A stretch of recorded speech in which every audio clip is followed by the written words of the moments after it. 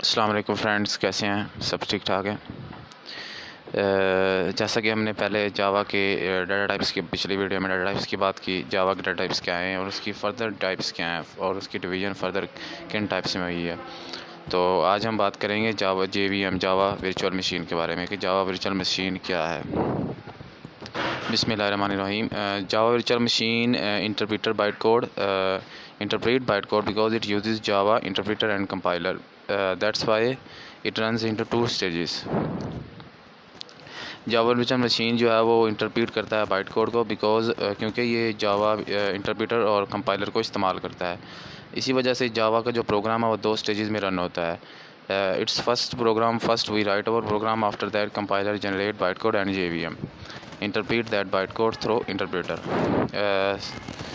सबसे पहले जो है वो प्रोग्राम हम जो है अपने पास प्रोग्राम लिखते हैं, उसके बाद कंपाइलर जो है उसे बाइट कोड में जनरेट करता है और JVM जो है उसे इंटरप्रेट करता है उस बाइट कोड को इंटरप्रेटर के through. By this way Java code run in two stages. इस तरह से जावा का प्रोग्राम जो है वो दो स्टेजेस में रन होता है। So here JVM is a software which works like a machine, that's why it's called Java virtual machine. तो यहाँ पर JVM जो है वो एक सॉफ्टवेयर के तौर पर काम करता है जो कि एक मशीन होता है, एक मशीन की तरह होता है। इसलिए जावा को जो है वो इसीलिए इसे जो है जावा वर्चुअल मशीन कहा जाता है। JVM easily install on any computer and that interpret the class file. Java virtual machine जो है वो इजीली किसी भी कंप्यूटर पर इंस्टॉल हो सकता है और इंटरप्रेट करता है क्लास फाइल को। If bytecode is not machine independent, it does not depend specifically on any machine. That's why it is also called intermediate code. अगर बाइटकोड जो है वो मशीन इंडिपेंडेंट नहीं है तो ये स्पेसिफिकली किसी भी मशीन पर डिपेंड नहीं करता, और इसीलिए इसे जो है वो इंटरमीडिएट कोड भी कहा जाता है।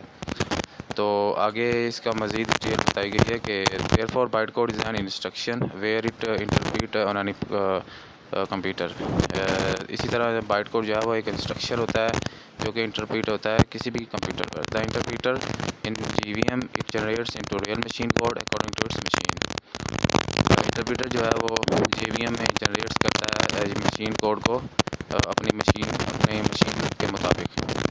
Therefore, Java is a machine independent language, but then we talk about JVM or its interpreter.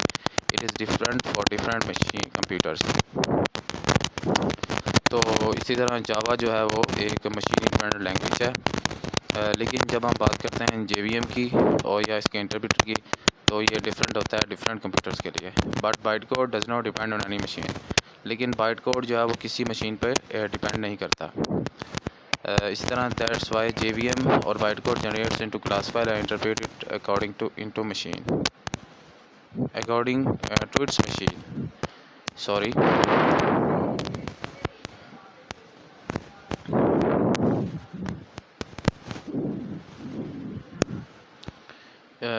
इसी वजह से JVM और बाइट कोड जो है वो एक क्लास फाइल में जनरेट होता है और इंटरप्रेटर जो है इसे इंटरप्रेट करता है अपनी मशीन के मुताबिक।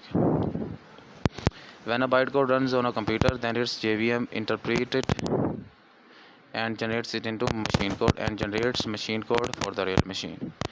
जब एक बाइट कोड रन होता है कंप्यूटर पे तो उसका JVM जो है इंटरप्रेट होता है और जनरेट करता है इसको मशीन कोड में, और जनरेट मशीन कोड जो है वो रियल मशीन के लिए जनरेट करता है।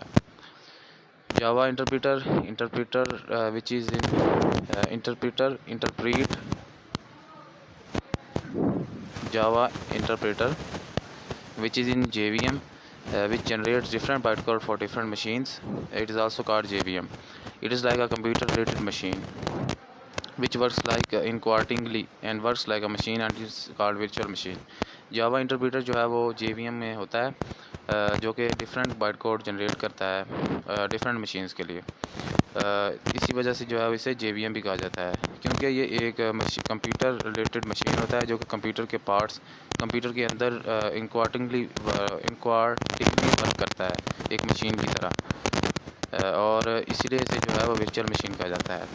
But it is not machine और नॉट हार्डवेयर, लेकिन ये कोई मशीन या हार्डवेयर नहीं होता। इट इज़ अ सॉफ्टवेयर, ये एक सॉफ्टवेयर होता है। These are the important parts of machine और important task which it completes.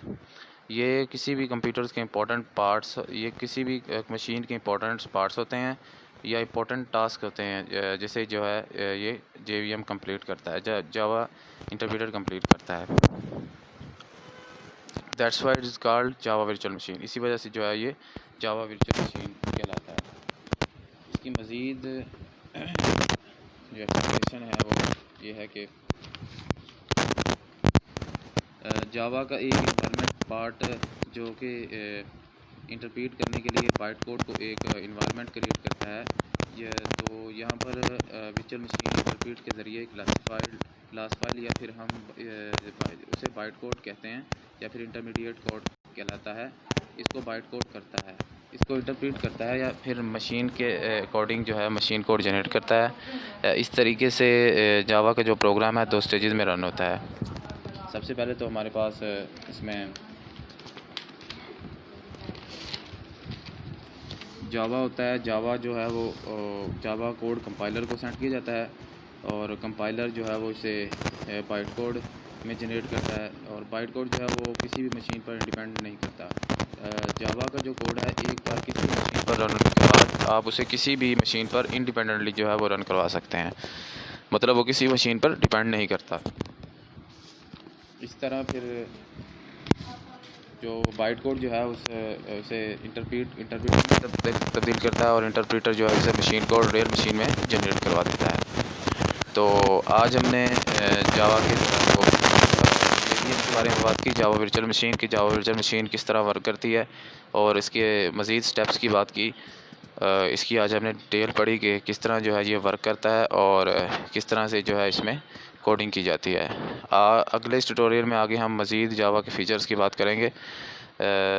मज़ीद जावा की वीडियोस देखने के लिए हमारे चैनल को सब्सक्राइब करें और बेल आइकन को प्रेस करें ताकि आने वाली मज़ीद अच्छी और इन्फॉर्मेटिव वीडियोस आपको बर वक्त मिलती रहे। जज़ाकल्लाह, शुक्रिया।